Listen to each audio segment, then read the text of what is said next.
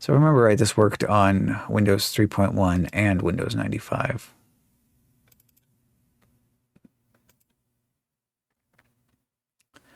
Install.exe. Okay, good. Continue.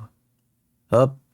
Widget Workshop setup has found 0 megabyte MB of memory in the computer. Widget Workshop for Windows needs at least 4 megabyte MB to run.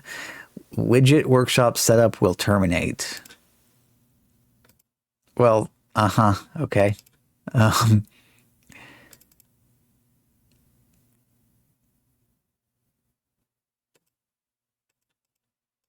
That's problematic. Can we just run it here? No, it's not happy about that. Okay, so this probably has too much RAM. The question is, how much RAM should we give it? Control F10. Go to config here, ast.conf. Yeah, 64 megabytes of RAM. What a pipe dream. Let's try 24 instead. See if it's happier with that.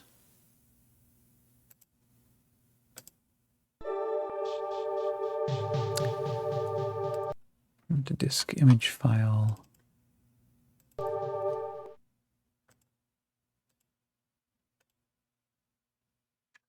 It's funny how this actually remembers what folder you were browsed to in the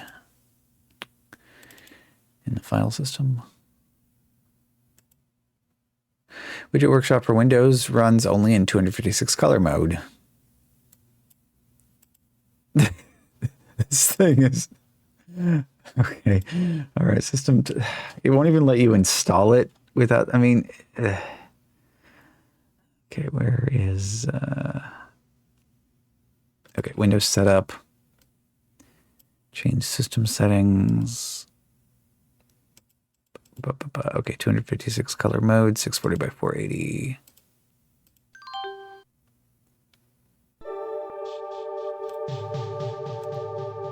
Yeah, computers were a pain in the ass in the 90s. Okay, so I guess they're still a pain in the ass today, but it was a different kind of pain. Aha! Okay, type your name in the box. Whoops. No, Enigma Wave. 8. Yes, 8 software. He was about to say, yeah. Okay. Hard disk installation. This option copies to the directory on your hard drive and creates icons. It takes up 10 megabyte of hard disk space. Or CD-ROM installation. This option leaves Widget Workshop for Windows on the CD-ROM. Creates icons under Maxis Group. Lead up to 3.5 megabytes of hard disk space. I mean, we can splurge. Okay, it looks good. Continue. AIFF files. Would you like to electronically register? No. Oop. Okay. Widget Workshop setup will proceed to Microsoft Win32s setup. Win32s is required to run Widget Workshop for Windows. Please continue through the setup and reboot the computer when the installation is completed. Okay. Continue. Whoop. Use the Control Panel 386 enhanced icon and configure Windows using the virtual memory option. All right, what Control Panel 386 enhanced virtual memory change. Not enough memory to perform this option. I don't know, 10000. Okay. Yes. Restart.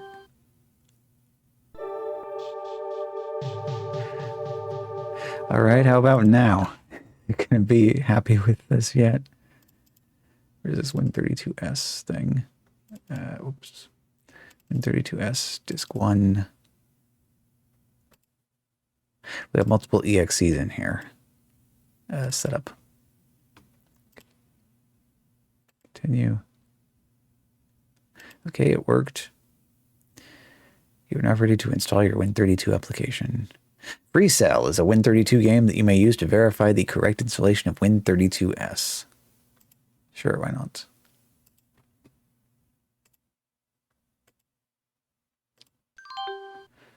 Then restart once again. Oh yes, a period of time where Freecell was not included with Windows. So Windows 3.1 was 16-bit. Could not run 32-bit applications. Windows 95 was 32-bit. But they made Win32s to allow you to run 32-bit applications on 16-bit Windows. Free Freecell. Yeah, so it's like none of the classic stuff is included with Windows anymore. It's like Solitaire, no. Minesweeper, nah. And the versions that they have in the Microsoft Store are just completely weird and different. I would be happier with it just looking exactly like this, but stretching it out so that when you maximize the window, you know, you get the nice pixelated cards. But they're like, no, we can't have that. It all has to be high resolution and perfect looking. Ace, ace. Another ace back here. The other ace is all the way up here. Whatever, this isn't what we came here for. Resign. Ooh, SimTown Demo. Midis.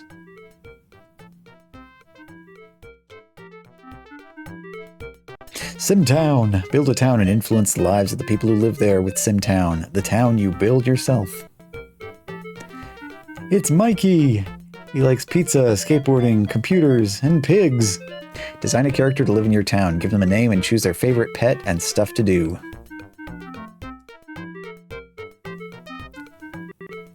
It looks like SimCity 2000, but it's not.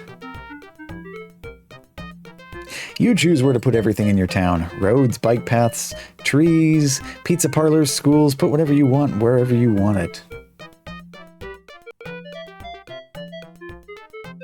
Just make sure you're keeping track of your town's natural resources and don't get buried by too much garbage.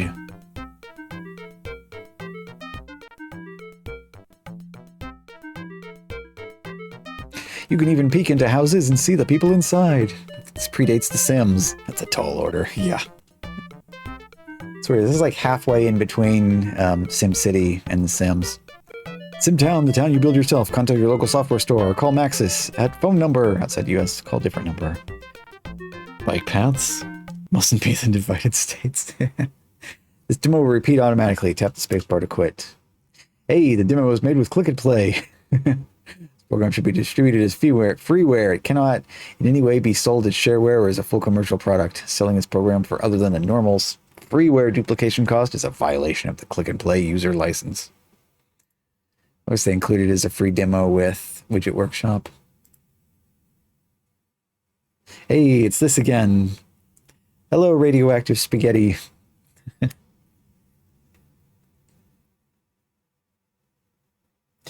Yeah, and I guess they're right. We did change display settings from 64K colors to 256 colors. It's kind of funny how messed up the colors actually get on the AST desktop. All the little photos, the wallpaper, and the 3 buttons, like greetings, getting started, and ask AST. Also the colors on the menu, but it's like they, I was gonna say they prioritize. Oh, here it is.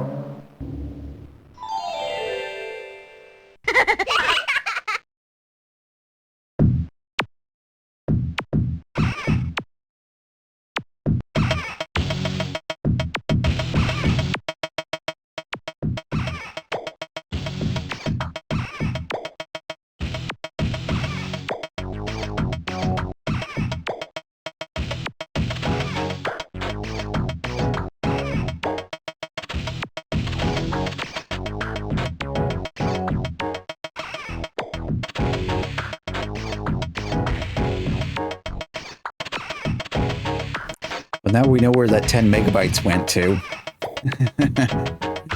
Listen to that intro song. Choose whether you want to make a new widget, solve a widget puzzle, or open a saved widget. Click here to load a widget puzzle. So yeah, they have a whole bunch of pre-built-in puzzles that actually have solutions that you need to figure out. Of course, it also has the sandbox mode where you can build something completely from scratch.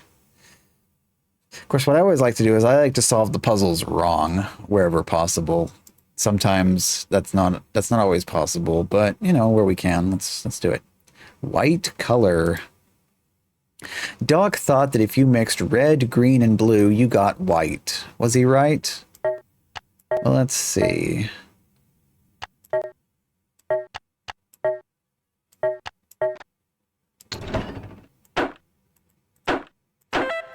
Nope. Sorry, Doc, you were wrong. If you mix red, green, and blue, you get red. Load puzzle. Turn it on. Doc wants to turn on the light, but he only has 4 switches. So we go over to the switch toolbox. 1, 2, 3, 4. Well, we don't even need 4 switches, because right here we have an AND logic gate. So that's going to take 2 of these. 8. Yeah. This last one is exclusive OR. Oh, actually, no. No, because this is an AND, this is exclusive OR. Okay, never mind. We do need that. This is an example of one of those where we actually do need everything. It's exclusive OR, so now that's outputting a 1. We AND that, so 1 and 1 is 1. Exclusive OR. Oh, wait, never mind. Stop. Backtrack that. Snip, snip. Exclusive OR, not AND. Yeah, only need 3 switches. This whole section down here is like completely invalidated by this being exclusive OR. The Millionaire. Also nice of them putting stuff behind the little toolbar. Doc made a widget that figured out how many days it would take him to be a millionaire if he started with $1 and doubled his money every day. What did the machine say? Just like brute force this faster and this thing can calculate 1, 2, 3, 4, 5, 6, 7, 8, 9, 10, 11, 12, 13, 14, 15, 16. Nah, that thing actually does outperform us, so 20 was the answer. Nice though that the little 7-segment display actually spills into exponent mode. Light bulbs. Doc's lab is dark. Can you light up all the light bulbs using 4 different switches? So now I demonstrate some of the different options. You got light switch, which turns on or off. Letter switch is only active while you're actually holding that key down. Got mouse switch, so that's on when you're holding the mouse button down. This was kind of weird. It's like the mouse motion switch. So when you're moving the mouse around, this is outputting a 1, but when you stop, it's outputting a 0. Of course, we got the nice Acme dynamite plunger here. Also got some extra splitters as well. Can we do it with just 1 switch? So that turns on the first one. That turns on the next one. No weird logic gates here. We actually can just do the whole thing just with 1 switch. Boop. I don't know. I guess they give you lots of different ways, so you can experiment, you know, play with it, figure out what does what. Guess the note.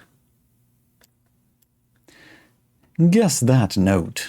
Push the new note button to play a note, then push one of the note buttons. Try to get 10 right.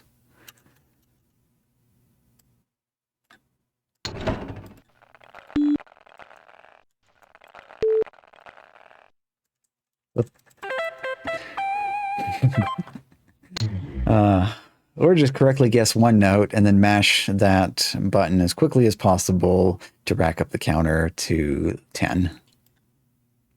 More light bulbs. Oh, this one's complicated.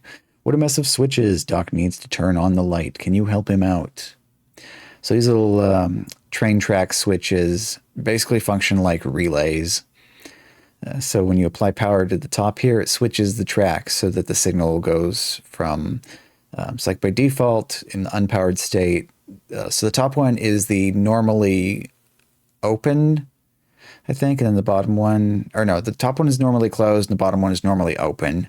And then when you hit the switch, it switches which one it's on. So this is kind of slightly difficult to read here, but what we can tell what's going on is this bottom track is connected to the output from this one. So just fire it up. Try like reverse engineer from here. So that needs to be on.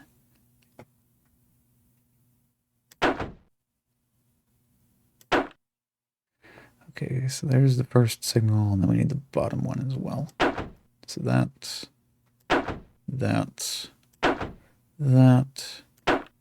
and here, that, and that. Connected. Yeah, we got lots of connections here. It's kind of a mess, but you just start at the back and trace your way backwards through the circuit. So I know kids would probably just like brute force this, flipping all the switches on and off until it works, but that's kind of a large number of combinations here. But if you just start at the back and work your way to the beginning, you'll figure it out. Doc's Diabolical Adder. On this one, it just barely fits into 640 by 480. Try to get 5 right answers. So this changes like random numbers here and here, and it's like this plus this equals this. Also, they covered up most of the machine, so you can't actually see what's going on.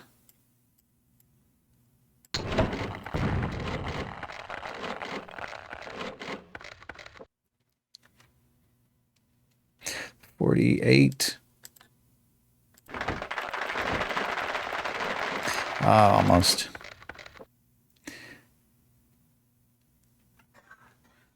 I can't do subtraction with borrow quickly enough in my head. 66. Okay. Those are just 2 actual right answers that I figured out there because you just button mash the enter key in order to get it to count multiple times. Count to 10. Doc has enough pieces to make 2 widgets that will automatically count to 10. Can you help him put one together? I mean, yes, we can, but we could also just make a manual counter as well. All right, I shall demonstrate what they actually want you to do on this one real quick.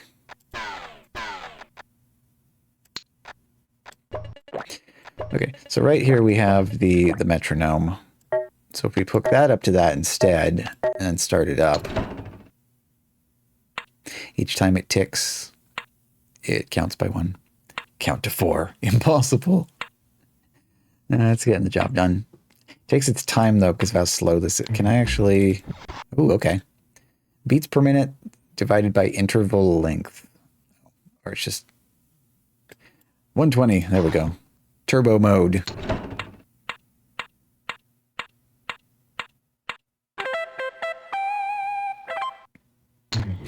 I think if you have the right combination of parts, it's actually possible to build a machine that counts 2 quickly. Like you can get it to increment this twice so that it skips, like you can go from 9 to 11 and never actually recognize that it was supposed to be a 10.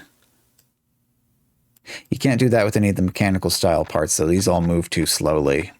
But if you deal entirely with logic gates, you can get some weird stuff to happen. Barking dogs. Doc's dog barking machine isn't working. Fix the connections and get the dog to bark 30 times in under a minute. Yeah, but dog barking is kind of, eh. Total. Actually, no, we don't want that because we actually do need this to count. So this goes into that. I'll just bypass the whole dog portion of this entirely.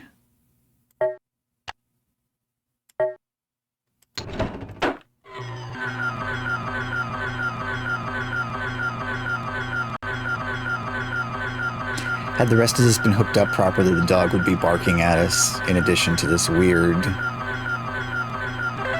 space noise. Puzzle. Wake the chickens. Doc has to wake up all his chickens by 10 o'clock. 10 a.m. or 10 p.m. But he has waited until the last minute. Help him make the rooster crow 40 times in 1 minute.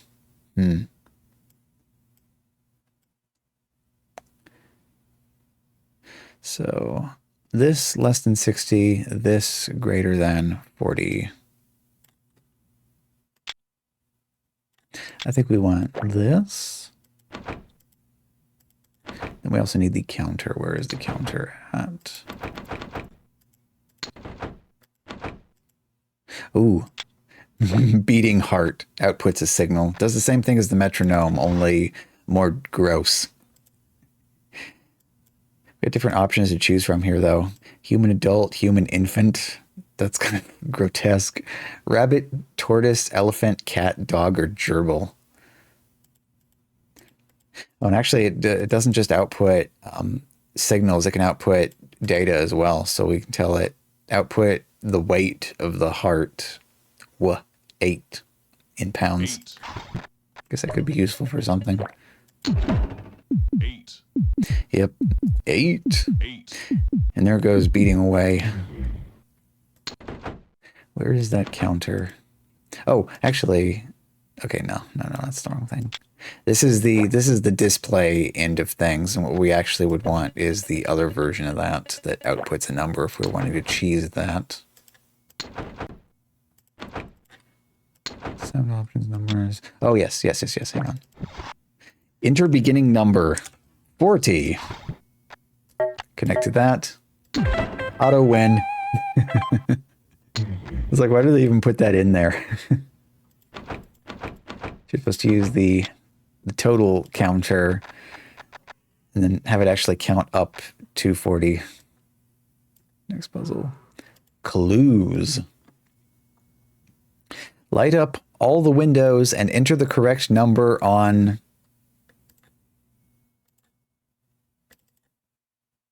something. It's off the bottom of the screen. Go. Your first clue is free. Connect the parts shown to get your next clue.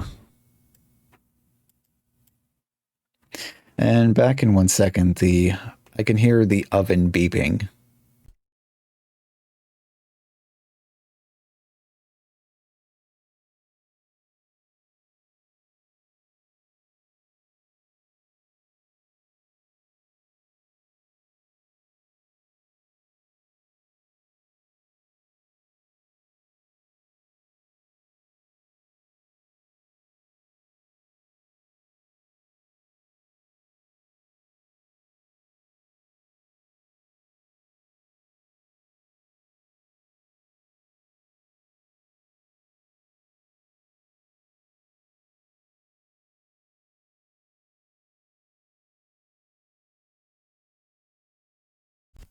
All right.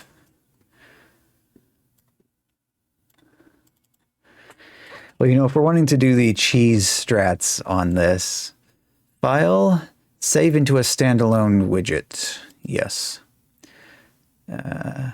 Puzzle.exe sounds good to me. Okay. There we go. Now file, new, file, import a standalone widget, puzzle.exe.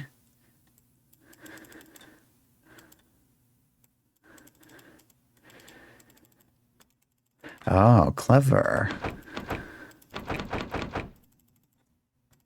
So I exported that and re-imported that, and actually still knows that it was the standard puzzle. It won't let me just open this up and... Ooh, Shadow's mountain of dishes are finally done. GG. But did you do it without the candle? Early dish mountain? Or did you visit Palace 1 first? So my first idea at Cheese Strat was not successful there. I feel like there is one of these, or maybe it's the Windows 95 version, where if you export the puzzle and then re-import it, you can actually just open up the solution box and see what the answer is. Oh, you have another one for you? Anyway, we'll do this properly. So first clue is free. Connect the parts shown to get the next clue. No, you had to visit Palace 1 and flip the light switch. Yeah, no dark kitchen. Let's see, this is connected to this, and this wants... Let's see, so we need the switch here. Is that enough? No. Oh, wait a second. Equals 125. Okay, so we actually need to take that, connect that, set it to 1, 2, 5. So now, with the switch turned on and this 125, that's going to make it show the next one. To get your last clue, use the parts you have left to start up this thing, the pendulum. This will work. Connect, please, connect. There we go. Good job. Now enter the number 746 to win. Can I? Oh.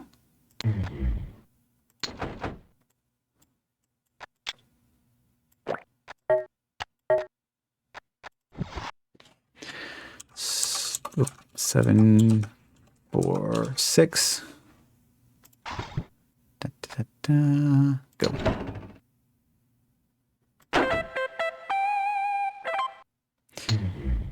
Yeah, so they used this part because one of the properties of it,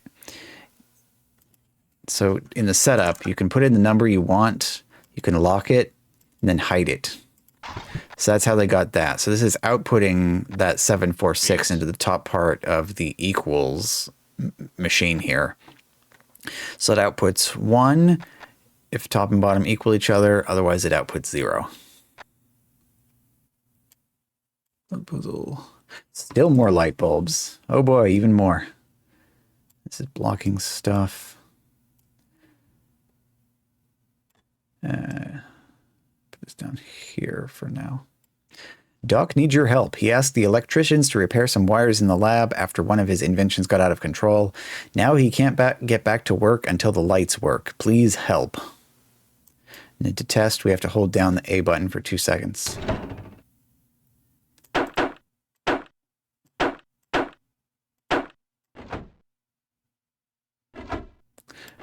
Aha.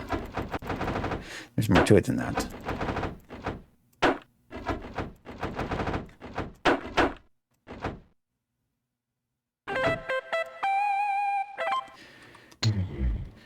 Yeah, why bother checking the logic? Just turn it on and see whether or not the second part of the solution is correct or not. But yeah, it's a nice thing about the logic gates is that the signal propagates through them instantly, basically, as far as the simulation is concerned.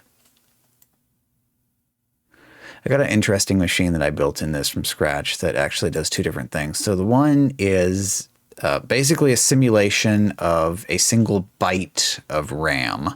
So it has the 8 individual bits, a bank of 8 light switches, and then a single key to latch the value. So what you do is you set the value by turning the switches on, and then you press the button, and then that latches the input into the RAM, and then you can change the switches after that, and the light bulbs, which indicate what data is currently stored in the RAM, remain lit.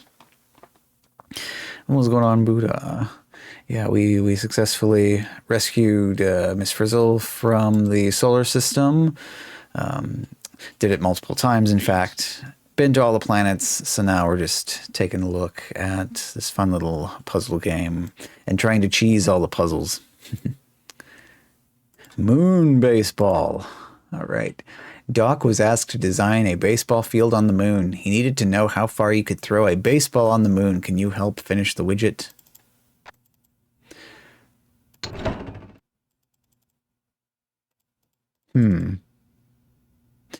Strange. Push when you have the answer. Bring the parts back here. So yeah, in order to run the proper... Oh, Doc says something is not connected correctly. Okay, so we do need the cannon. So launching speed, baseball pitch, gravity, moon.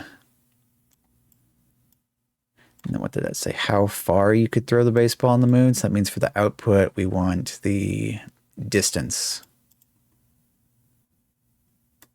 Height, let's say man. Yeah, because that's what it said, right? How far you could throw a baseball on the moon. I mean, as long as you're 6 feet tall, then this will work. So we just put that into that. We just start this up as well. So we'll use this button for that. Is that enough? That goes into that. This runs. When it lands, it outputs the number.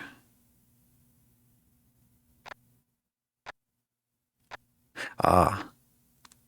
That's what's not wired up correctly. Snip. And reconnect that to that. Okay. 150, wait, no. 195 feet. Yep, just like that. But yeah, this is a neat part because you can configure this however you want to. Launching speed, Apollo 10. How does that work?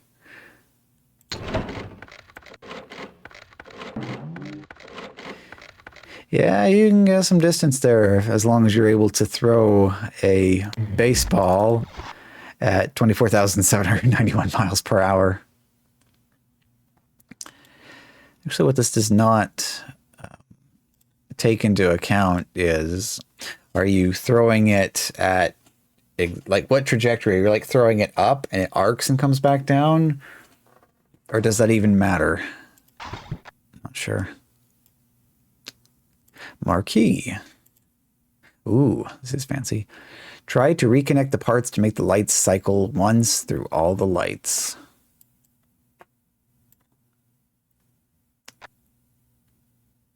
So push to start. That's what... It's all nonsense. The moon landing was fate. Dun dun dun. Yeah. Oh. Exterminate. 8. How did this happen? Did I say a thing and accidentally do this? Well, that's fine. Okay, so equals 4. Let's see. How is this set up? What happens if we just do this?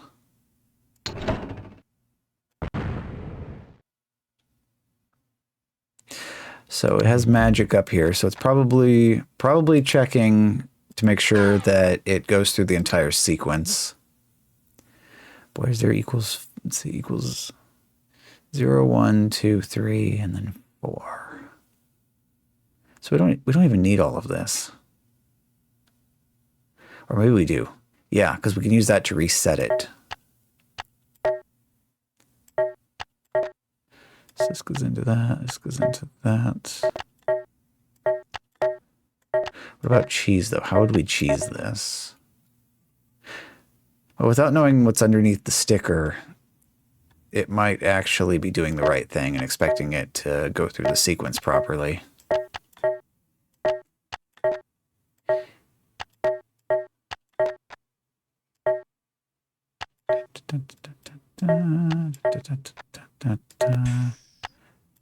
There we go. And I'm back to normal as well.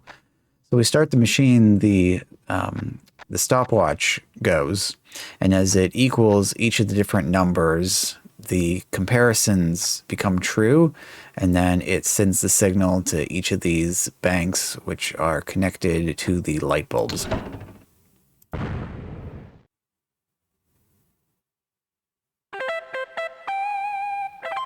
And it works. Hooray. Although for some fun, though, let's try snip, snip, snip, snip.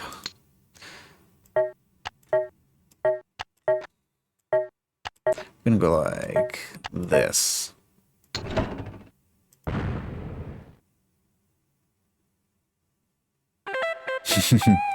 It still accepts that as correct, even though the light bulbs went completely out of sequence.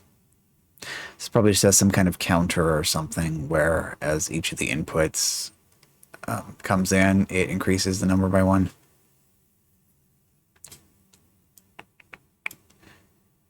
Mad Multiplier.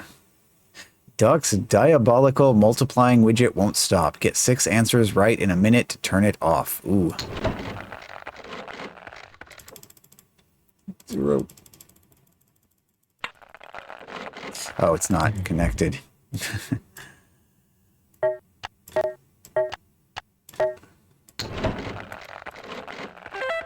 So the solution to this is to clear the calculator and then input 6 zeros before it has a chance to actually put anything other than 0 on the math here. They should have had something extra on here to make sure that this actually stopped first. Actually, this doesn't matter anyway because this isn't even connected. So that's always going to be 0. Oh, that's great. They should have had this wired and locked down so that way you would at least have something on here. Heads or tails. Doc wanted to make a widget that would flip a coin 100 times and see how many times heads would come up. Can you help him finish it? Okay. So we need to split the signal. Where is that at? Down here? Yes.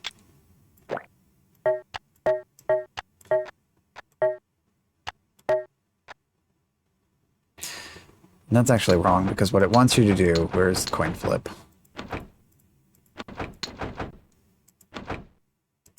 Maybe in numbers. Yeah, there we go.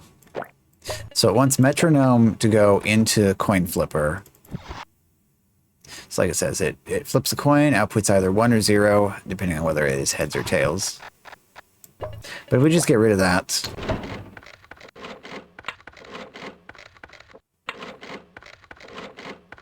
this will actually go twice as fast. Because every time this oscillates, the output cycles between 0 and 1. So we're actually getting like twice as many counts here.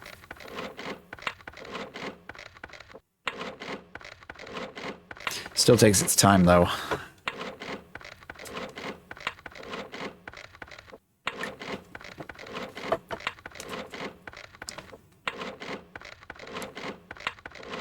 I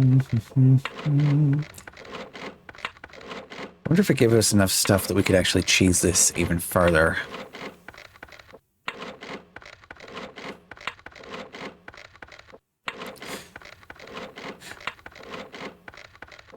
And it's looking for this, the output from this to specifically equal 100, I think.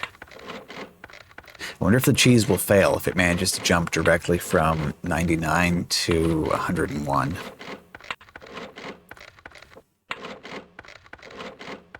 Five, 7, almost there. 81, 83, 5.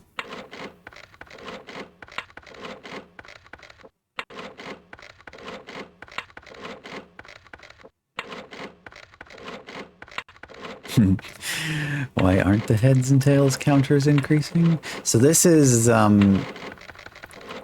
can wire this up properly. It's kind of yep, it jumped right past 100. So that was a failure. So what you're supposed to do is this goes into this, and then this flips the flips the coin. So heads. Actually, something else is still...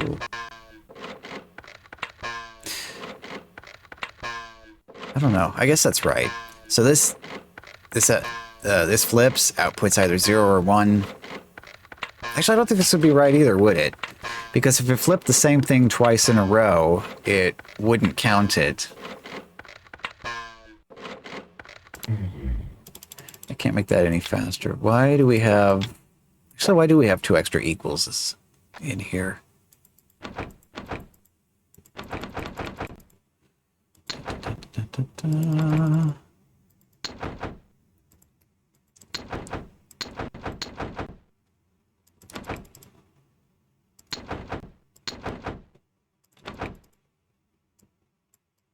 I have no idea why these are here.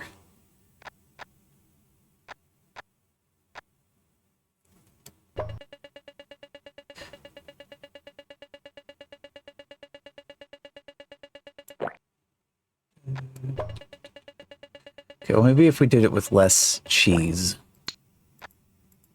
So we're still cheese, but not double cheese.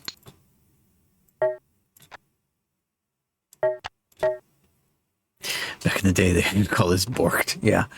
Yeah,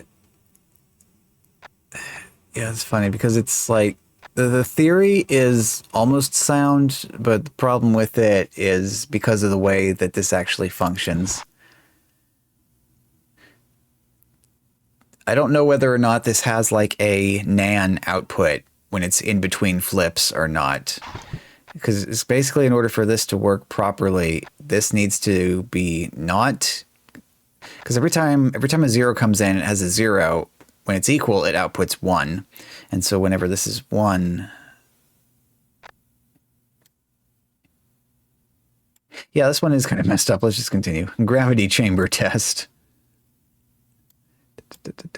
Dog's gravity chamber hasn't been working properly. Help him test it by lighting 2 light bulbs, one while the elephant is falling, the other when it hits.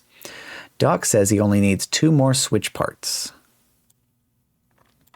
Okay, so this one's on while falling, and then on when hits. That sounds to me like cheese. On when falling... On when it, yep. Oh, yeah, it's too easy to cheese sometimes. Okay, so let's see. So correct solution.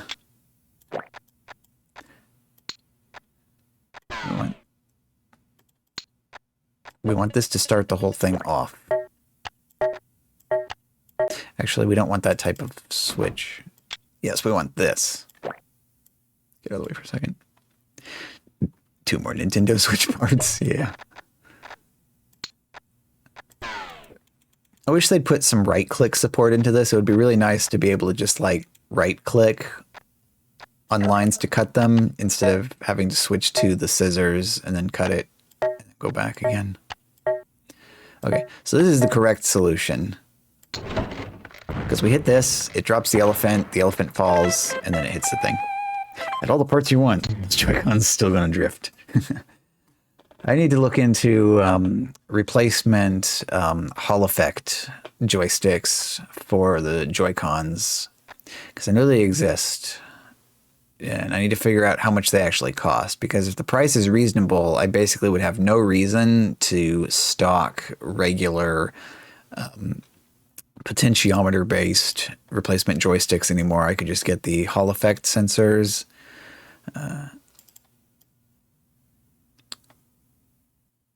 Let's see, next puzzle. Oh, fast counter. Got some of those for Nintendo 64 controllers, but I haven't installed them. Yeah, I had some of the repair box replacement 64 joysticks from Hyperkin. So the only ones I have in stock now, and the only ones that they sell, that Hyperkin is actually selling directly right now, is the ones that has the 2 potentiometers and the little circuit board to convert it into the original style of signal that the controller is expecting.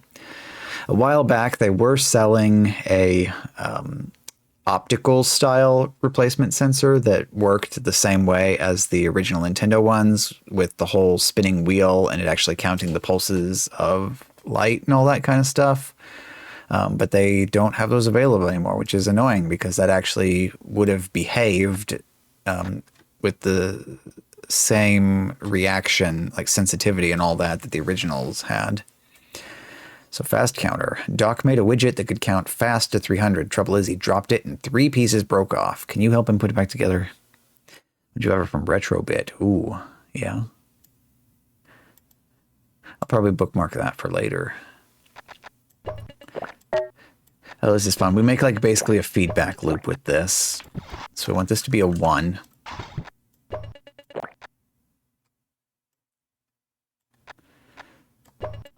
So the 1 goes into the normally closed connection on the relay. Then the output goes into this, and then it goes back into the switch. And then it goes into the counter. So this is going to be noisy because this thing goes ka-chunk, ka-chunk, ka-chunk, ka-chunk every time it switches back and forth. Whoa.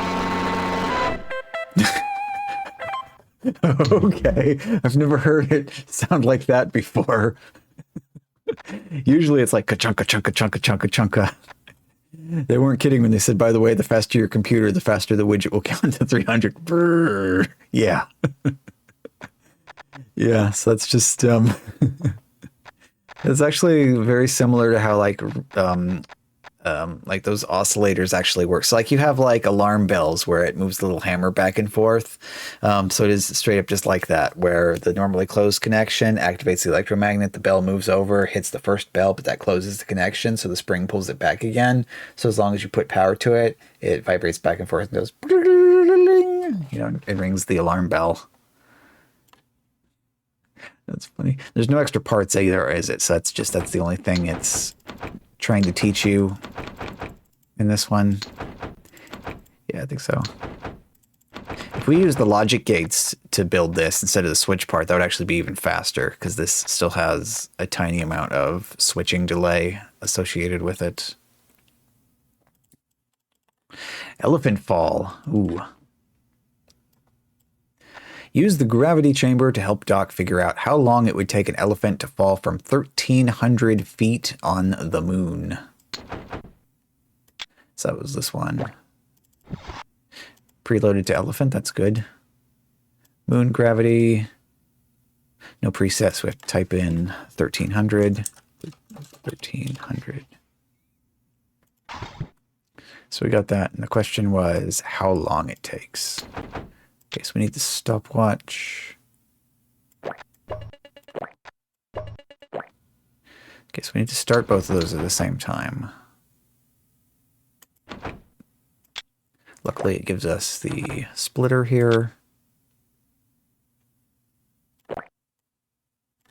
Fighting places to put everything. Okay. We start that and that at the same time. And then when this hits the bottom, it needs to stop. Can we just brute force this though? Yeah. 22 seconds was the answer. None of this was even necessary because, you know, just click on it. If this made you switch through the digits individually, yeah, if we had to like cycle through these individually, that would be one thing, but you can see how it actually, if you're doing this, it just, yeah. Not too many puzzles left. Beat the clock. Oop. Click the button, move the mouse, make the cow moo. You have 23 seconds before the switch goes off. Okay. Move the mouse. Move the cow. Oh.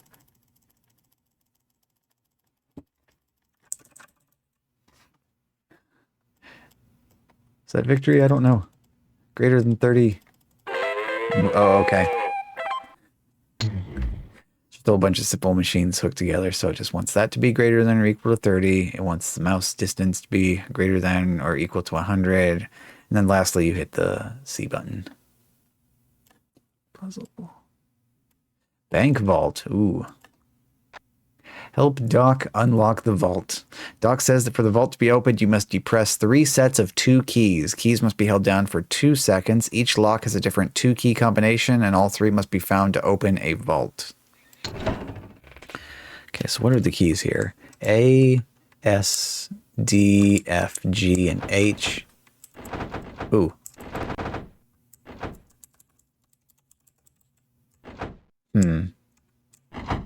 Oh.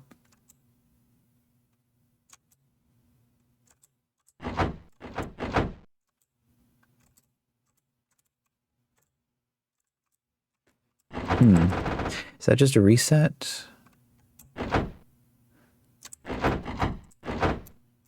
Pressing both of those makes the first one go off.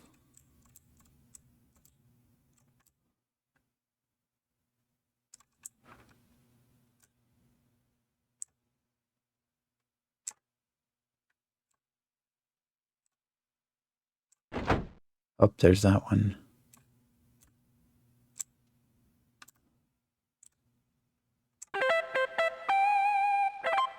Okay. So you just kind of feel your way through it.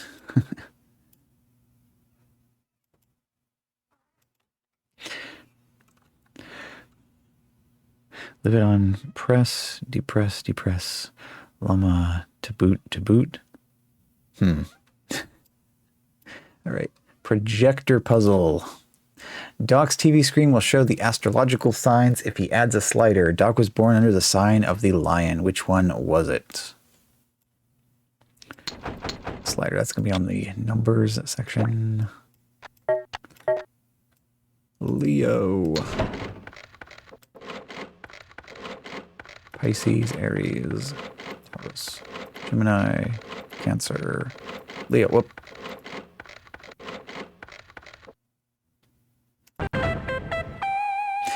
Push the plunger when you think you have the answer. Or... oh, it remembers what it's set to? Okay. Or push the plunger... okay, what? 0, 0, 0, plunger. Would we build a slot machine? Let's see. File, open, funwidge. Slotmach.wgt. This is one of their extra bonus things. Lots of magic. Place your bet, press enter, then press H to start the game. Reach 10,000 to win the game. It sounds easier than it is. 3 of the same, big win. 2 waves, medium win. 1 wave, a small win. How much money do we start with? Or do we start at 0 and then we go into debt? 100. Enter. Okay, yeah.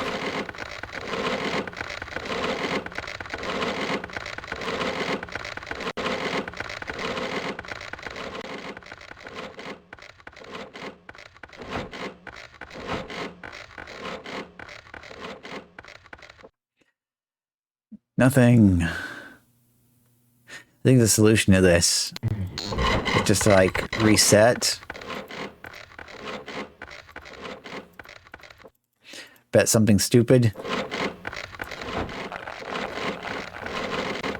And hope you win on the first spin. Gambling is an important life skill, kids.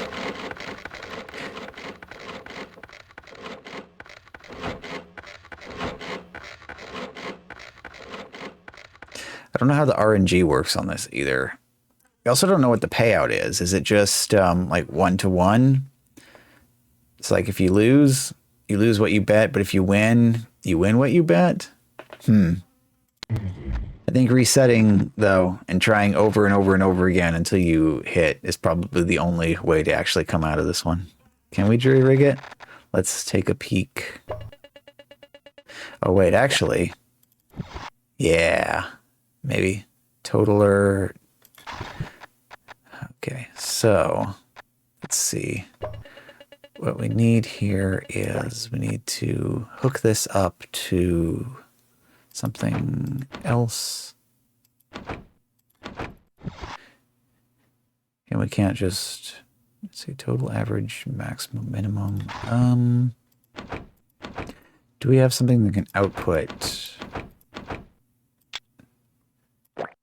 This is only 3 digits. Yeah. Calculator. There we go. So we unhook this from this and hook it up to the calculator. There we go.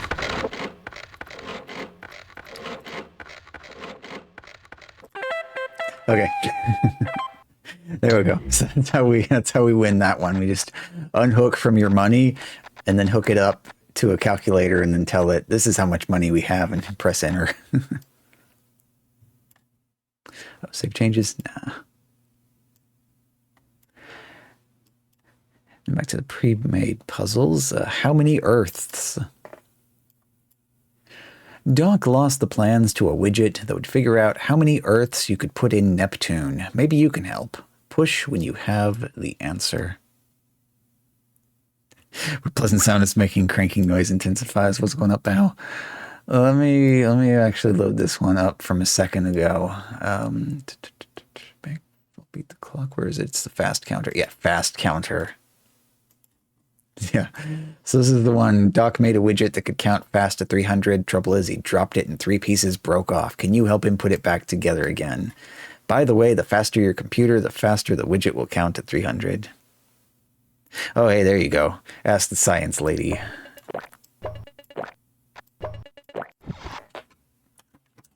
What a great question. Neptune, the 8th planet from the sun, has a diameter of approximately 49,500 kilometers, and Earth, our home planet, has a diameter of about 12,742 kilometers. So if we calculate the volume of Neptune and the volume of Earth, and then divide the volume of Neptune by the volume of Earth, we get approximately 57.7 Earths could fit inside Neptune.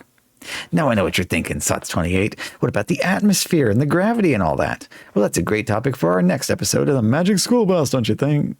Thanks for your letter. Keep on streaming and keep on learning. #soup. Yeah. So this was the crazy go fast machine that makes horrible noises.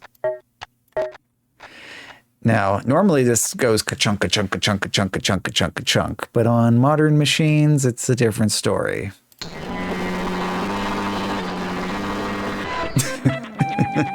Ooh, cheap bean.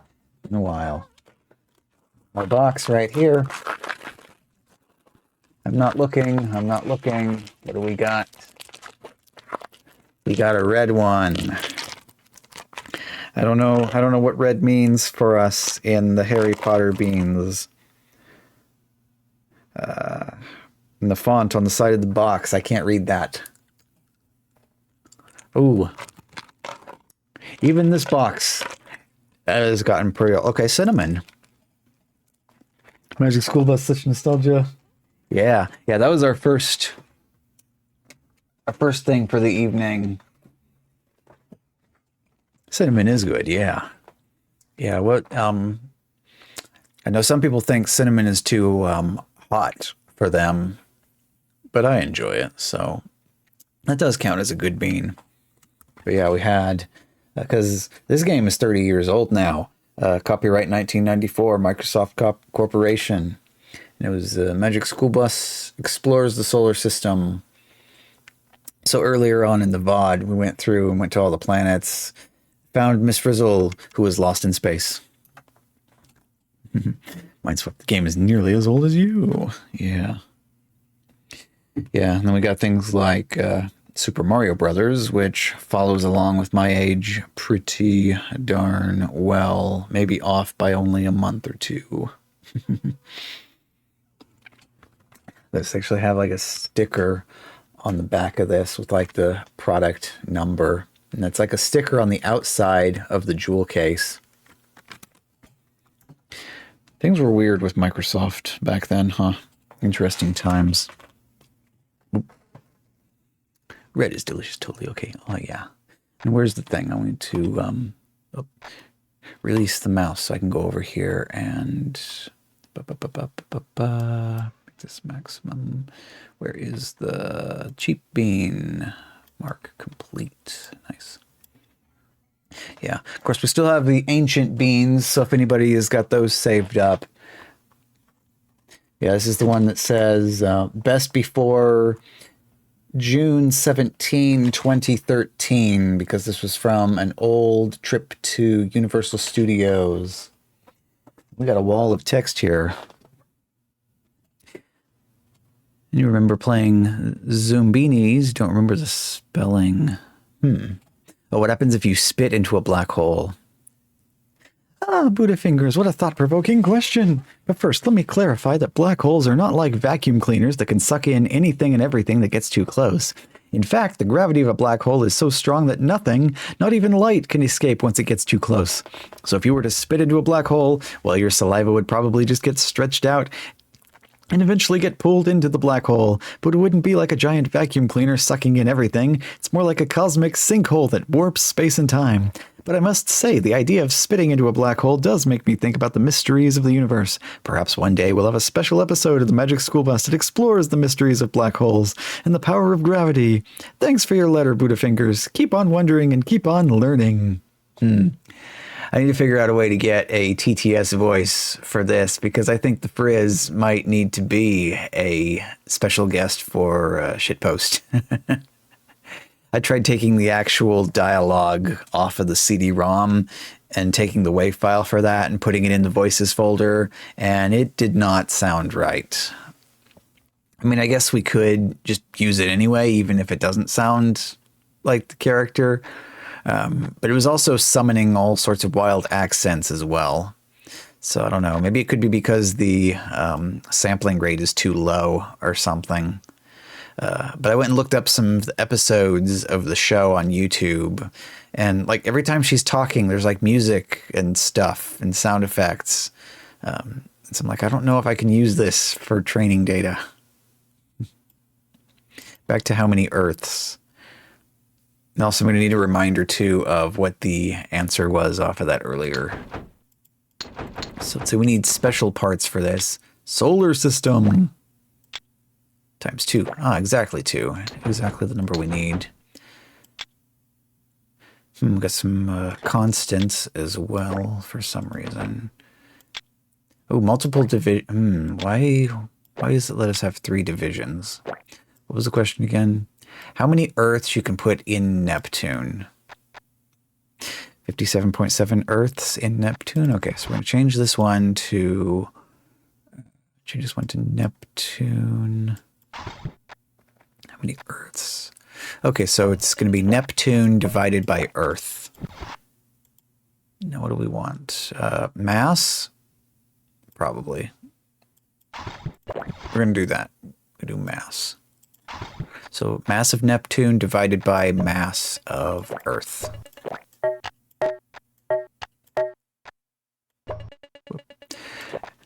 They got all these extra parts in the bin is like a red herring.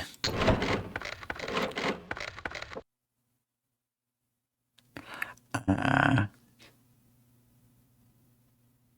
guess these go the other way around.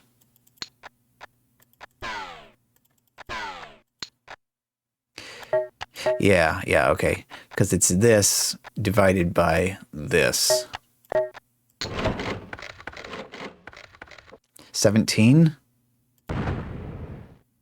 No. So it's not mass. Put it back on diameter, but that's not quite right, is it? 3? No. Actually, mass, density, diameter, day, year, distance from sun, mass, density, gravity, orbital velocity. I don't know about mass because that also depends on density. Whereas what we need is volume, and volume is like not on here. I mean, it kind of...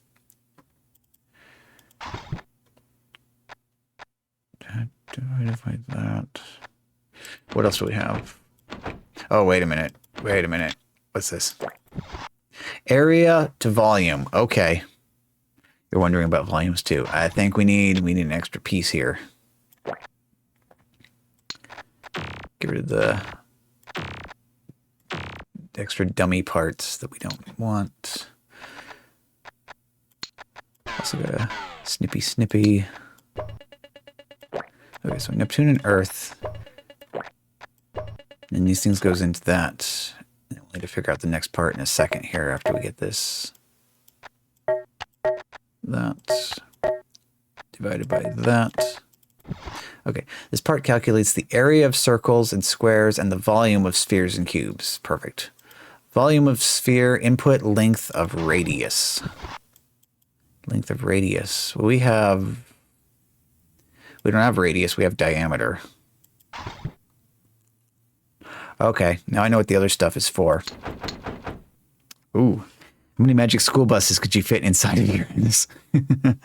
You're really testing my knowledge of planetary sizes now. Uranus, the 7th planet from the sun, has a diameter of approximately 51,118 kilometers.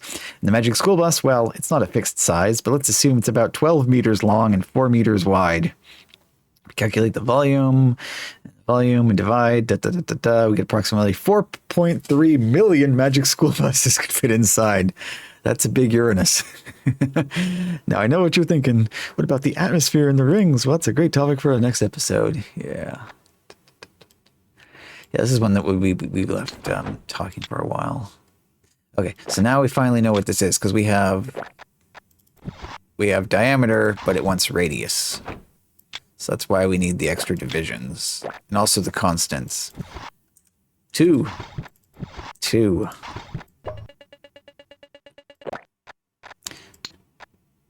Snip just the wires, please. Ooh, boy. Yeah. Okay, so this divided by 2 goes into here. This divided by 2 goes into here. Now what do we got? We got 55.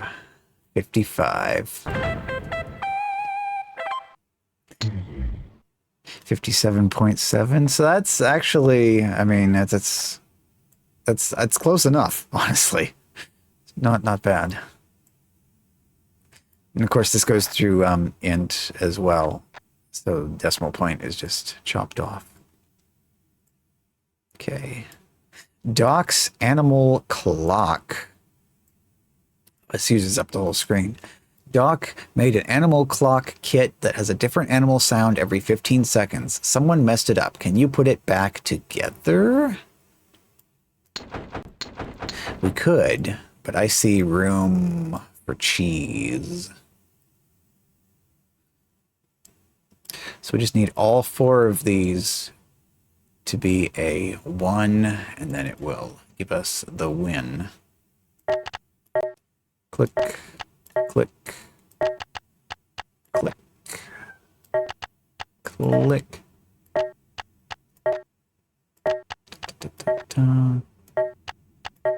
Will this work?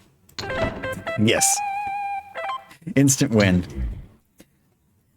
It's interesting. Sadly, get to sleep early. Got to wake up early tomorrow morning. Have fun and remember to stay hydrated. Yeah, actually, I still have time with it. This is not the time for this, but invisible coffee. Whoop. I needed the rest of this to get the stream started, so we just have this much left. So.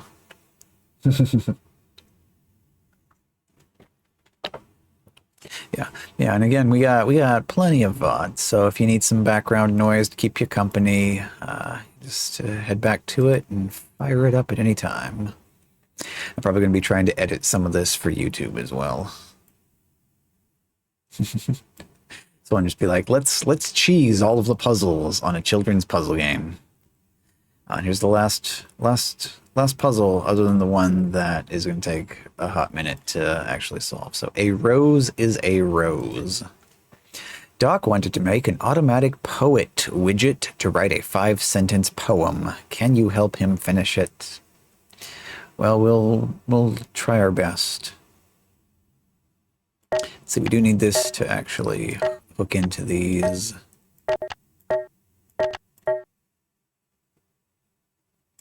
We have, okay, so it wants to show a different one every 4 seconds. So if that equals 4, then we reset, toggle this. So why is that there? You just want to see more things fit inside Uranus. Was this right? Did I do this right? D4, click. A anxious tree sings a song. An honest, anxious girl runs away. One anxious tree runs away. A anxious boy jumps a log. A anxious red bird runs away. I think the computer has anxiety. Why was that not changing? It's still wired in there.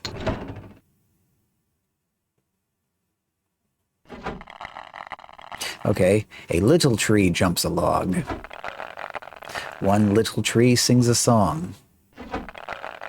A anxious boy sings a song. The little tree jumps a log. A large and noisy boy jumps a log. So it's just randomness being random why this said anxious for all 5 lines. Let's take one final look at heads or tails.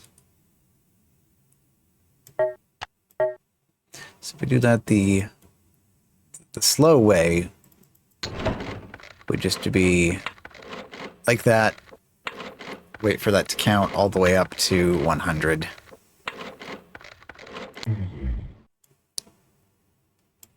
What are all our alternatives? What ingredients do we have for... Yeah, that's all we got. That's all we got is the splitter. And the problem with that...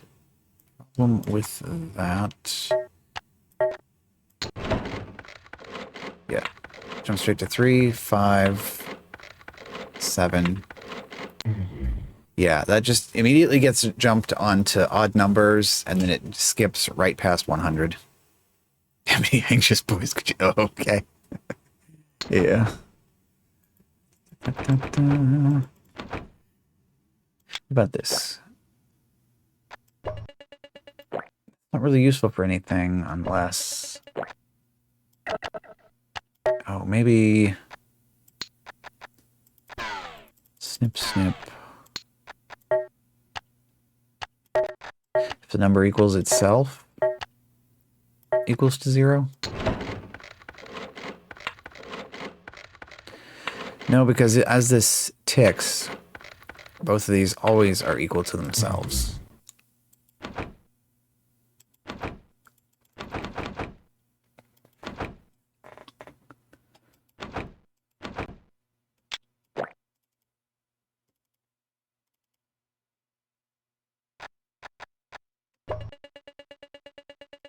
Oh. Can we do a similar thing to the fast counter, just with this?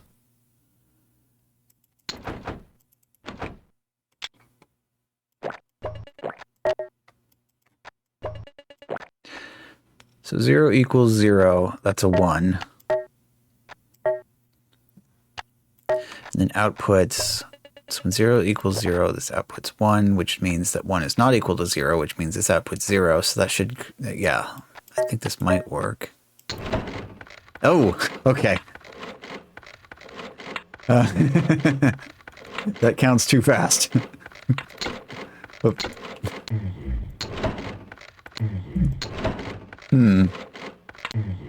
what if it counted just a little bit more slow? CPU, emulate CPU speed, Pentium 60 megahertz. That still goes too fast.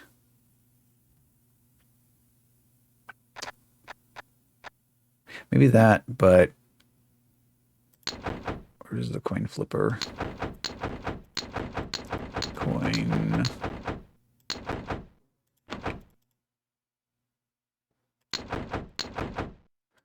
Where was the coin flipper? Oh, it's in here. Okay. Okay, we do that, but it goes into coin flipper. How about now? Make a run inside anti-83. Boing, boing, boing.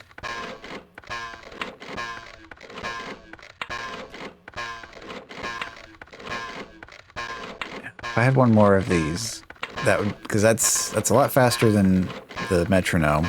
Oh, TI-83. How low does this go, actually? CPU speed. So we do a 4.77 megahertz. I'm sure Windows would be real happy with that.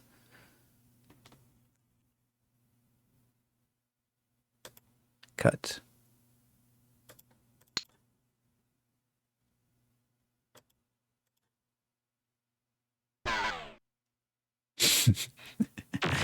Yeah, it really does not like that CPU speed. CPU engage limbo mode. Yeah, how low can you go?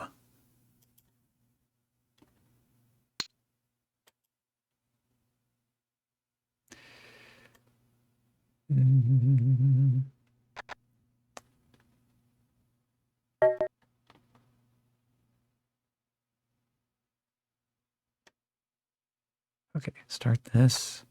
Is it doing it?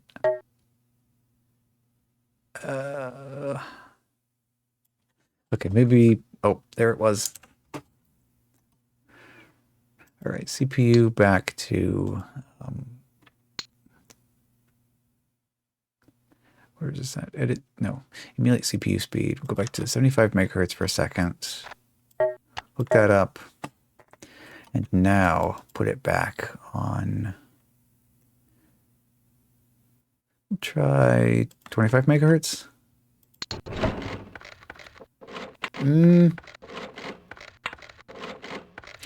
Actually, do this. Let it count up until it gets to like 90 something. Okay, now slow it down. 97, 98, 99. Come on, the other one needs to update. Needs to land on 100. 100, come on. Come on. Come on, adding machine. Nope, 101, it missed it. CPU speed. Where is it? It'd be nice if I could put like stars next to some of these that I want to mark as favorite. So this thing clearly operates under a timer, whereas the rest of this operates off of CPU cycles. So the faster CPU is, the faster this updates. Why are you beeping at me? Okay, yes, thank you for that. But it's still, the phone was face down. It should not have made any noise.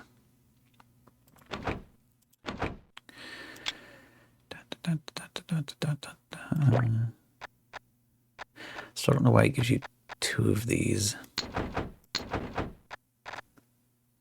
Yeah, with only one of these, the rest of these are completely useless.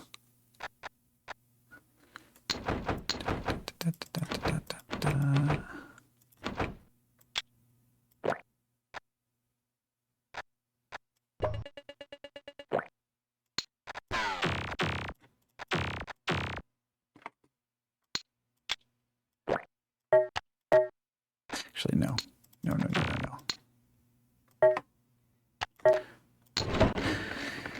I'll just deal with the slow way, where it has to tick that thing 100 times.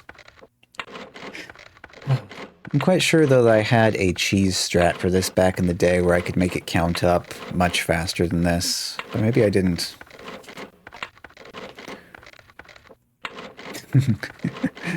Timer. Yep. Let's peek, though. Peek at the internet and see what's going on. kind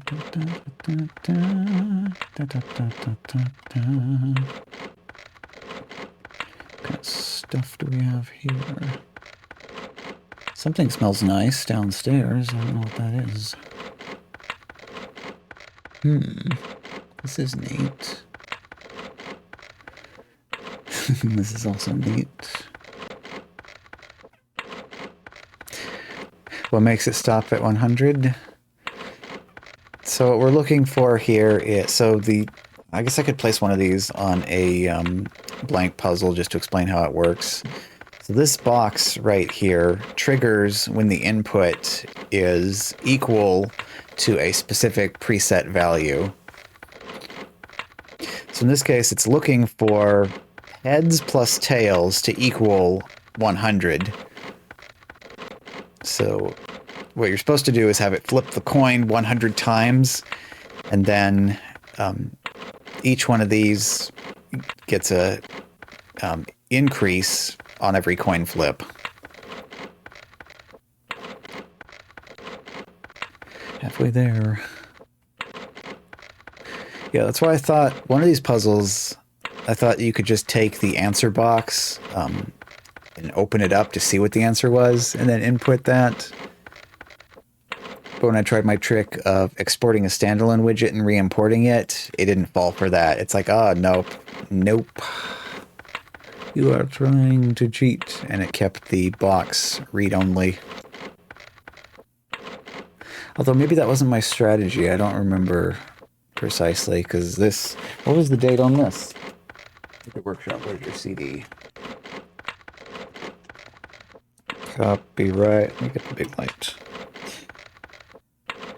Copyright 1994, 1995, and 1996. So if you want to cheese that, could you just calculate the tails total? So what we're doing right now is we're taking the metronome and running that into the tails side of things. So every time the metronome ticks, this goes back and forth between 0 and 1. And so anytime we get a 0, 0 equals 0, it outputs a 1, which increases the tally here. So as soon as this equals 100, the box will activate. We're almost there. Just a few more ticks. Still technically cheese, so this is okay by me. There it is. Make a new puzzle real quick, though. So special parts, answer box. Oh, win, lose, checker. Okay, so here's the conditions for this. So win or lose if input is equal to, not equal to, greater than, less than, greater than or equal to, less than or equal to. So in that puzzle, it was specifically looking for win or lose if input is equal to 100 instead of looking for greater than 99 or greater than or equal to 100. Yeah, it's the other thing too. They didn't have this in any... Oh, actually, let's lose real quick. We'll lose if input is equal to 100. Get this little box here so we can immediately do that.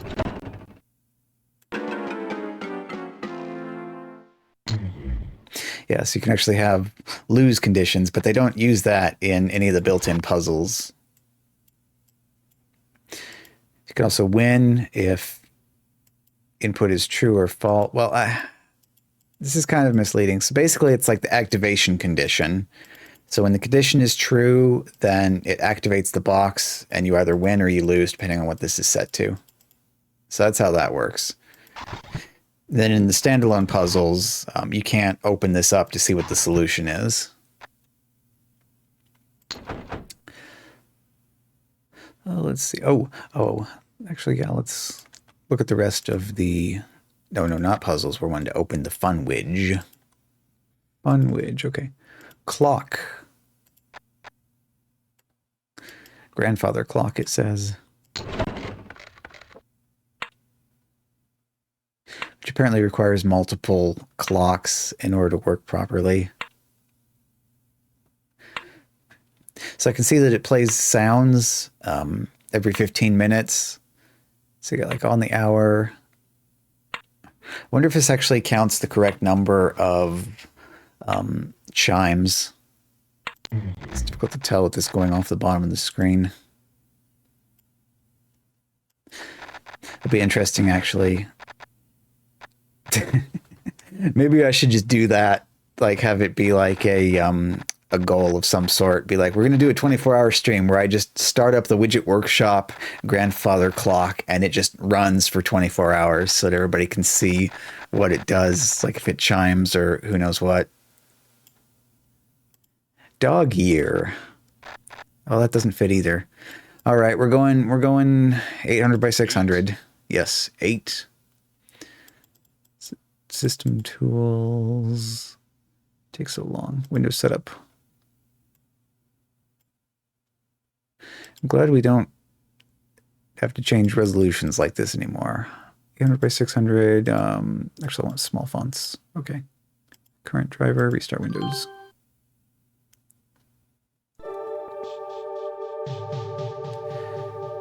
For a moment, I was going to say, I can't tell whether it changed the resolution or not, but it looks like we're fine. We have to deal with the atomic spaghetti again. I got to look it up on YouTube and see if anybody has actually documented what this is doing.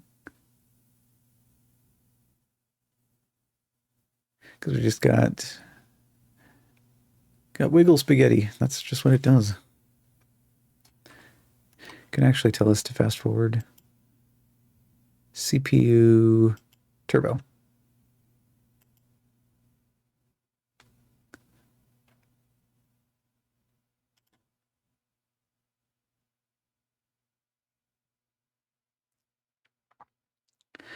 It doesn't really seem to be that much faster. Oh boy, no, that's definitely not good. CPU speed. Put it back, put it back.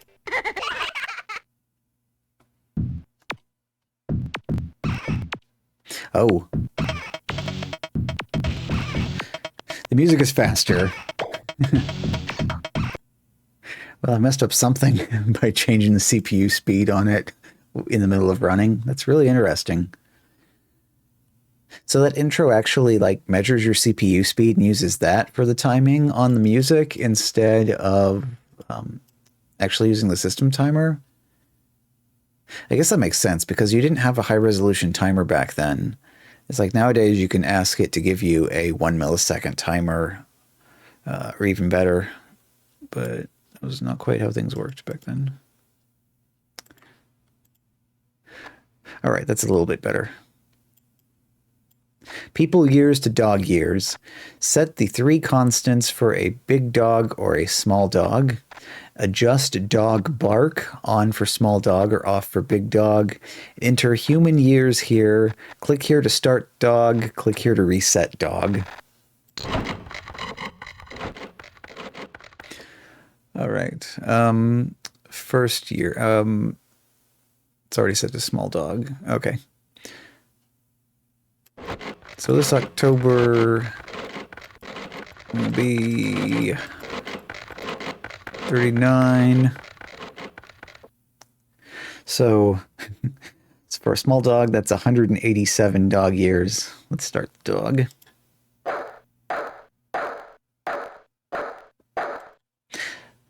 That's a small dog, huh? Let's listen to the big dog.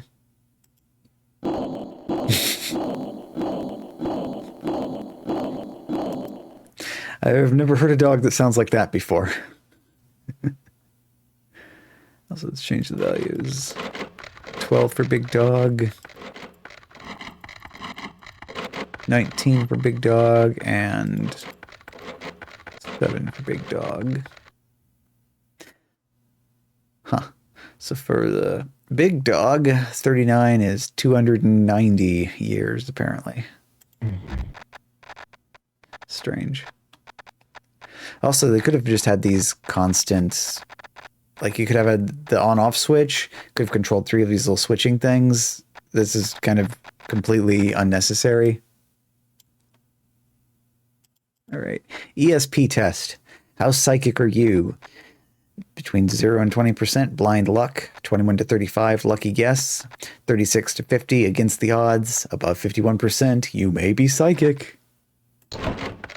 Press S to shuffle the ESP cards. Choose your card and guess with G. So it's 8. Hey, good morning. Oh boy, now o'clock. Nintendo. I guess I should give you an overview of what's been going on, huh? It's 8 here. Oh boy. Yep. So, Magic School Bus. Miss Frizzle got lost in outer space. We had to go to different planets in order to figure out where she was and rescue her.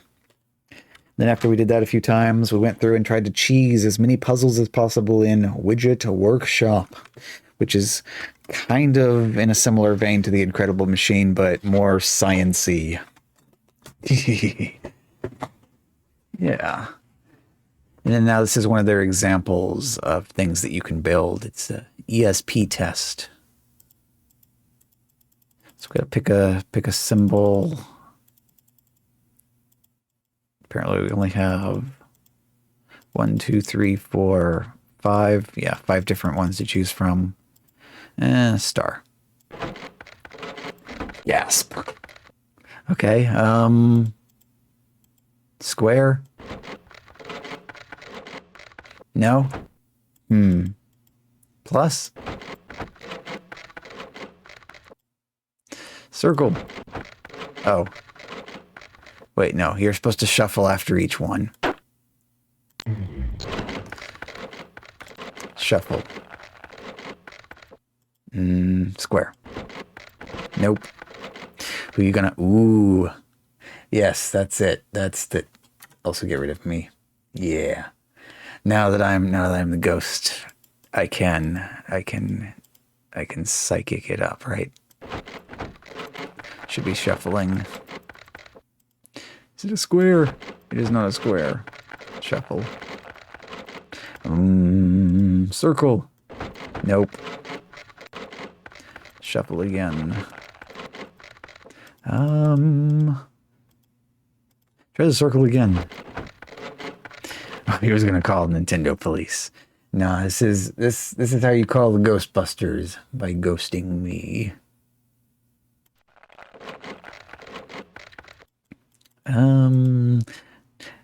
Let's try wavy lines. Nope. Shuffle again. Circle.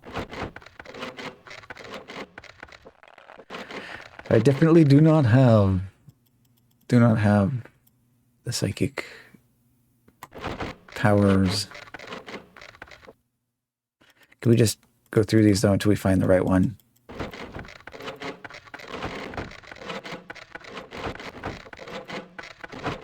Okay.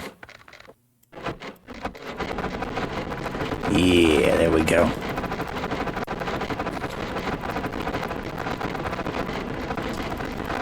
They could have made this automatically reshuffle it after every guess.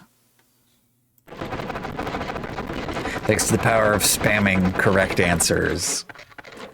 I'm 88% psychic. Whee! No, not puzzle. 8. 8. Yes. 8. Hi, Mom. 8. This widget uses a special technique to draw the letters Hi, Mom onto strip charts. Unfortunately, you'll need a fast machine to appreciate it. Oh!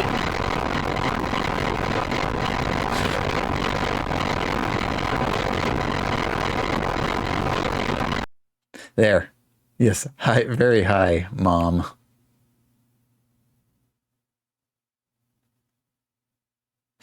They have a lot of stuff stacked on top of each other there. That doesn't say hi, Mom. It says hi, Mim.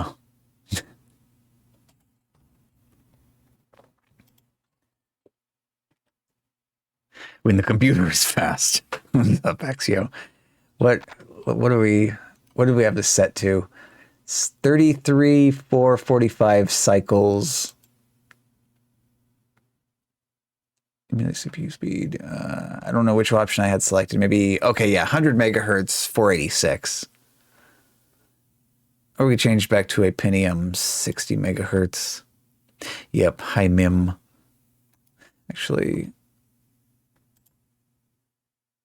well, I don't want to change that too much because this does stuff at the start. Let's just go back to CPU speed. I won't put it back on the 75 megahertz Pentium because that's what I had back in the day. There is fluff on my optical sensor.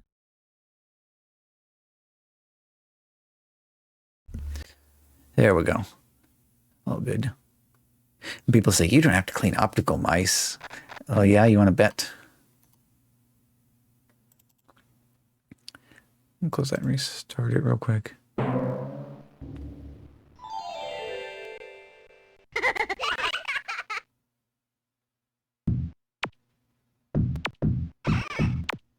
Yep. So this thing actually calculates your CPU speed when you start it up in order to tell how quickly it needs to play the samples back for the intro song. Yeah, first fun example we had, though, of fast counter being fast was fast counter, one of the built-in puzzles where the object is to get this to count as quickly as possible. And it's really simple to set up. So you got a constant set to 1 that goes into the relay, that goes into there. And then we feed it back into the into that and that. So normally closed 1 goes through there, which toggles this, which makes the output 0, and so it oscillates.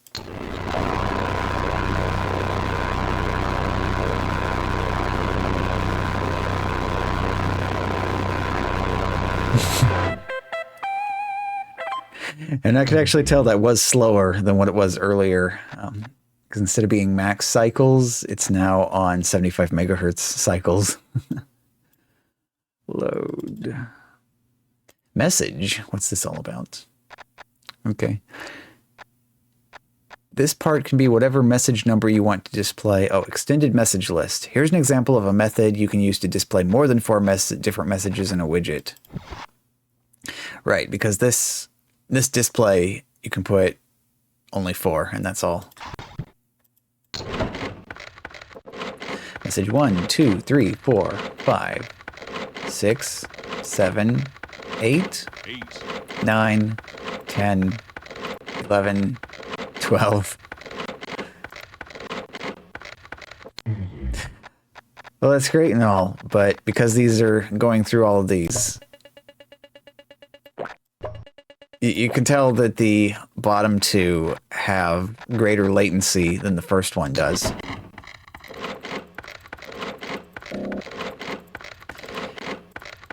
Yeah, see, because the first one, it changes immediately as soon as you change the number, but the bottom ones, it has to go through the math and actually chug it out in order to get the final number. I like this, though. You know, the limitations, you have to come up with weird creative solutions in order to expand beyond the capabilities. Name? What's that? Oh, type doc's name to turn on the light bulb. D-O-C.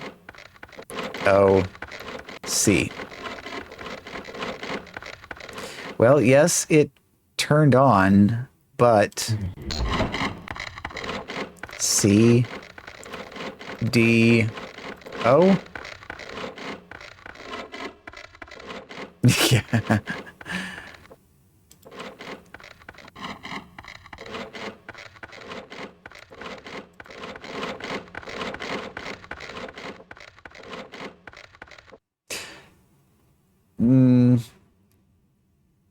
I wonder. There's maybe a way that you could design this so that it only works if you type the keys in the correct order. I don't know. It's like multiplying the counter, and then all this goes together. Did I ever play Game Builder Garage? Nope. I've seen some people do some stuff with it. Open. Oscilla. Oscillator, huh? Okay, here we go. Logic gate. Here are two ways of making what are technically known as bistable multi-vibrators. What they do is really simple. They switch from one value to another and back again as fast as they can on your computer. Use these when you want a widget or part of one to count or switch or whatever as fast as possible.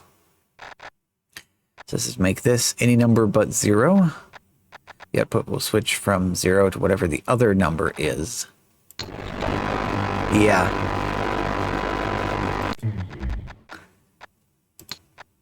Yes, that's the version we've already seen, where it uses the relay. Let's see how the logic gate works.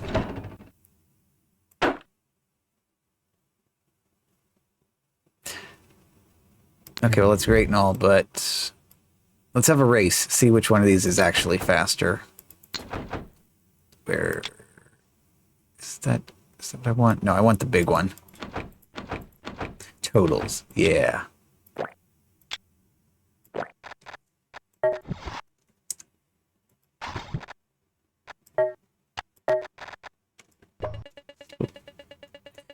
I need to get... Can we do this? No, we can. Oh, wait. Wait, what? I was wondering if you could, like, hold apart and then press the delete key. And I'm actually not sure why that part disappeared just then.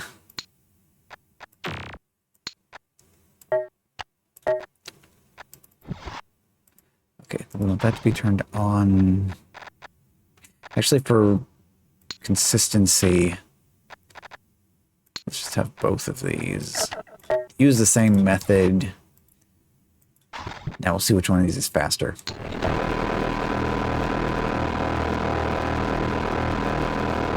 Well, it looks to me like they are both the exact same speed.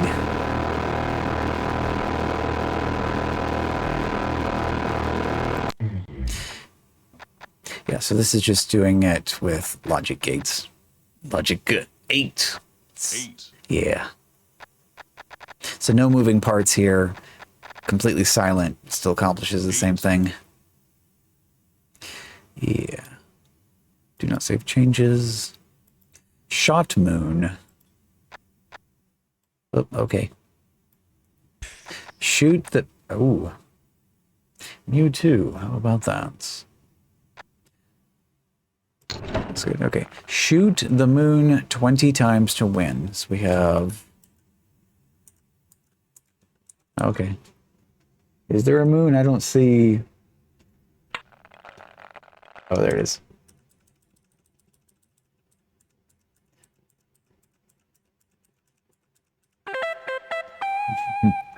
Well, just like the puzzles, if you press the button fast enough, you can get it before it cycles. So it's doing some RNG to shuffle the moon around so it appears in one of the 6 displays, and you press the appropriate button to trigger that. I figured that the bulbs would light up in sequence on slower CPU speeds.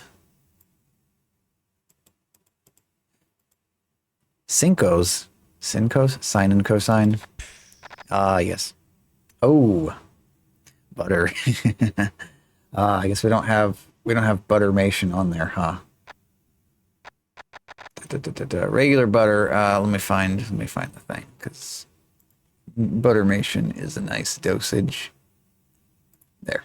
Buttermation. That's the one that does it in the small one instead of the full-sized one. This widget takes the sine and cosine math functions and outputs each to their own strip chart. It then combines them into a separate strip chart, creating a hybrid graph. Try taking other math functions to create new and interesting graphs. Ooh, sin. It takes its time and is very noisy. Tell the thing to shut up for a minute. Let's see what it's doing.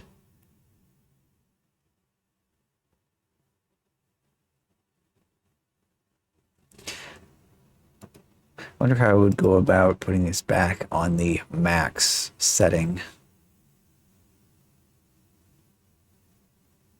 If there's any way to get back to that once you set the CPU speed apart from restarting for tangent. Yeah.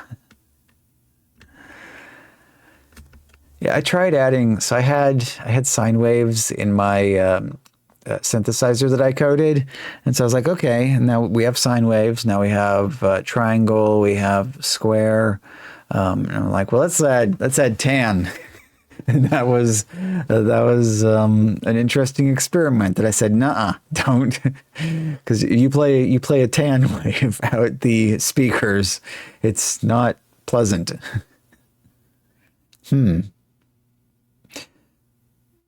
So it looks like yes, this does work. It's kind of on the slow side at 75 megahertz, but we do have, so I guess sine is at the top and cosine is at the bottom. What is this third one doing though? Because it's kind of a weird shape.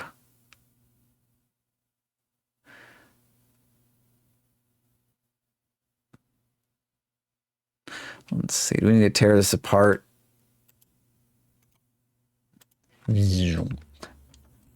Okay, so the bottom one comes out of this, which, so sine and cosine, where does this go? Oops, don't unhook that. This is what exactly?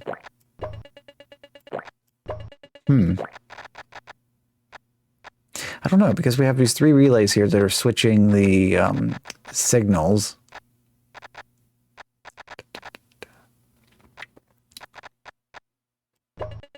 And not. So that is cycling. Okay, so yeah, so that's the oscillator. So does that to make that go faster? 268. 8. 8.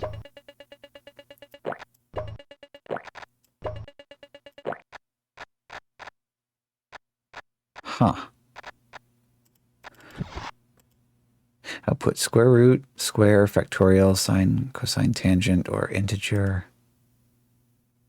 268. So this has to be working in degrees instead of radians. That's the only way that makes any sense. It's odd. Oh yes, and then the slot machine, which we already cheated earlier. Let's go for it. Massive gamble.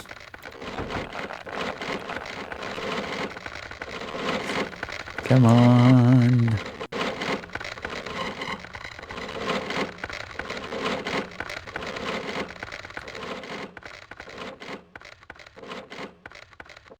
Ooh. All right. Adventures of Sintan. Sinbad's nerdy cousin. Yeah. So if we're very careful here, we can peel the stickers off and start to see what's going on underneath. But that is like a real mess to untangle.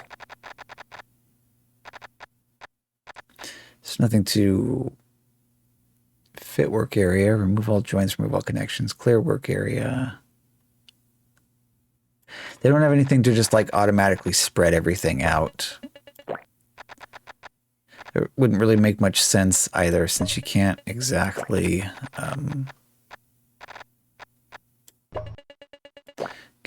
automatically position everything. Be a stopwatch, another stopwatch, another stopwatch.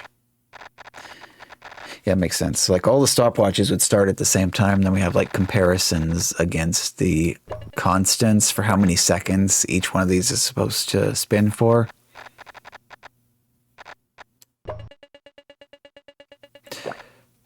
But how does the RNG work? All right, remove all connections. Okay, so math, more math, logic gate,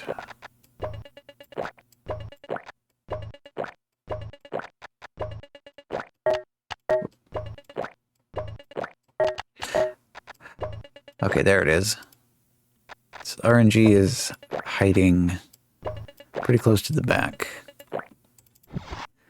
Random number generator.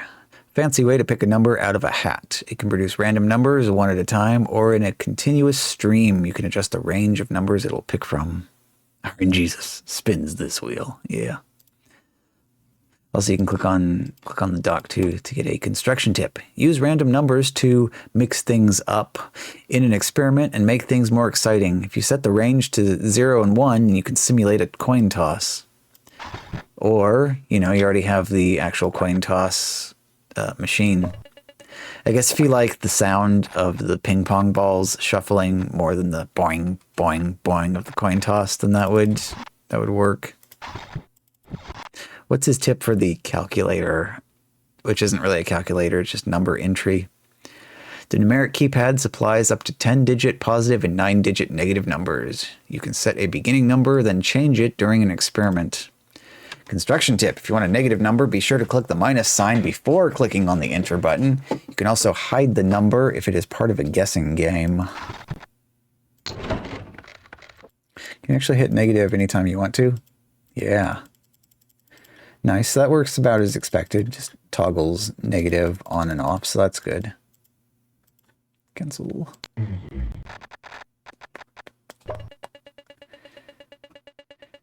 Yeah, actually making a multifunction or like 4-function calculator out of this stuff would be interesting.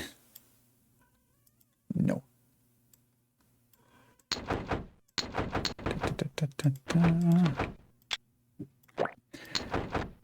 Whoop.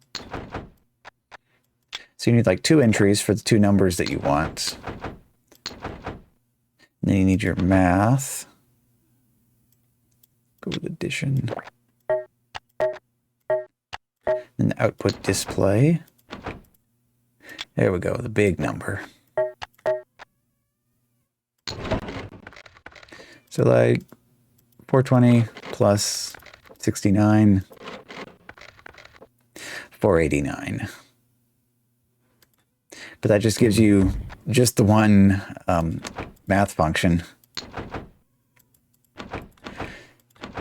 So you could have all of these. Then have 4 of these. Go back to the... Actually, it's going to be here. Yeah. So get like this. And instead, run that into that. And then run this into like all 4 of these. So that way, every time you do anything, it calculates all 4 of these. And then just have separate displays for all of them. I don't think this has anything where you can like tell it to store a number and then clear it again. It's like totals. See, that just kind of accumulates stuff. But you can't reset it. Oh, there's something that didn't get used at all in any of the built-in puzzles. Got Celsius to Fahrenheit, Fahrenheit to Celsius, meters to feet, feet to meters, kilograms to pounds, and pounds to kilograms. Unless they hid it behind something else and used it for some bizarre purpose. Billboard. Okay, yeah, we saw this. You can enter up to 4 lines of static text to be displayed on this billboard. Yeah, and then it just lights up and shows the text when input is 1. Yeah, we saw the clock. For any parts that were... Oh yeah, I don't think this was... Yeah, I don't think this was featured. Oh wait, yes it was. Very first puzzle. Load. No. White color. Yep, the puzzle that we hooked up completely wrong. So this is a good good way to just kind of exercise and test this out. This is not like an RGB display. It just has just 3 bits, red, green, and blue. So you get red, green, blue. And the other colors, so it's like cyan, yellow, magenta, and finally everything on for white.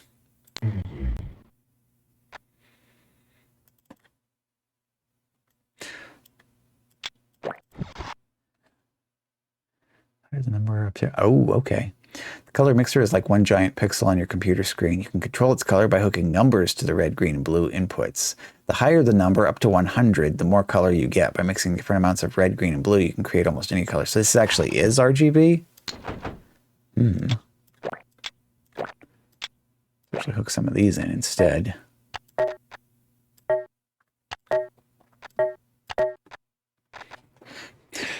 Burgabled?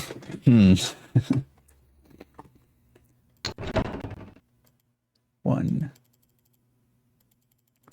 Bigger one. Okay. Although this is interesting, I can see there's some dithering going. That's kind of silly to offer an RGB display when the game doesn't allow you to run it unless it's in 256 color mode. I have the Windows 95 version on like the actual computer. Someone needs to like run that and see whether or not this is actually RGB in the Windows 95 version. For that matter, maybe once you have the game installed, it doesn't actually care anymore whether it's 256 color mode or not. I don't know. Stop. Oh, that's strange though, because the first example had light switches hooked up to that. Where is the numeric display? Oh, right, displays first tab.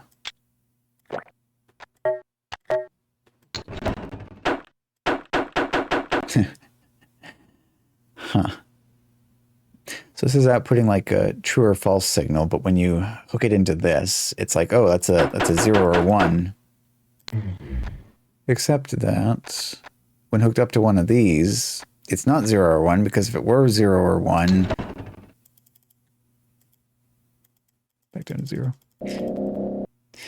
Say an RGB LED, like a word. Or it could be rugby. Rugby-led. But yeah, this is what demonstrates here. So with actual number going into it, 0 and 1 or 0 and 1. But this, which is 0 or 1 here, ergabled. Could be 0 or 1, but when this is plugged, what happens if we mix these? See, that's what's interesting about this game, is even just trying to do science with it just to figure out how its built-in parts actually work. Yeah, so this is outputting, according to this, 0 or 1, but according to this, 0 and number somewhere around 100. What do they have to say about that? Yep, any number up to 100. So I guess it all just changes depending on what's going on. Any more parts that we didn't get to see in anything? Like we saw the gravity chamber, but only ever used with the elephant. This actually does become interesting because we have... let's see. Actually, there's no option for atmosphere, so you don't choose whether there's a vacuum in here or not.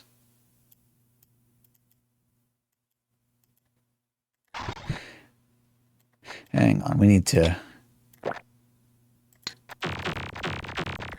clear this off here. We need to do a classic science experiment.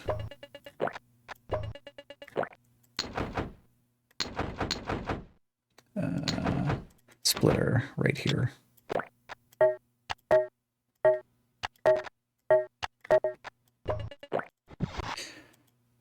Could do moon gravity on both just to make them fall more slowly. Empire State Building for both sounds good. Okay, so we got feather, elephant, baseball.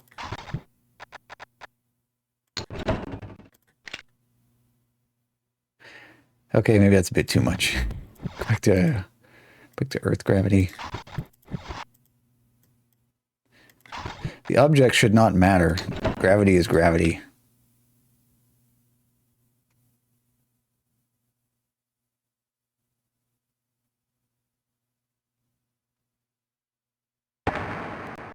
Yep, and they landed at the same time.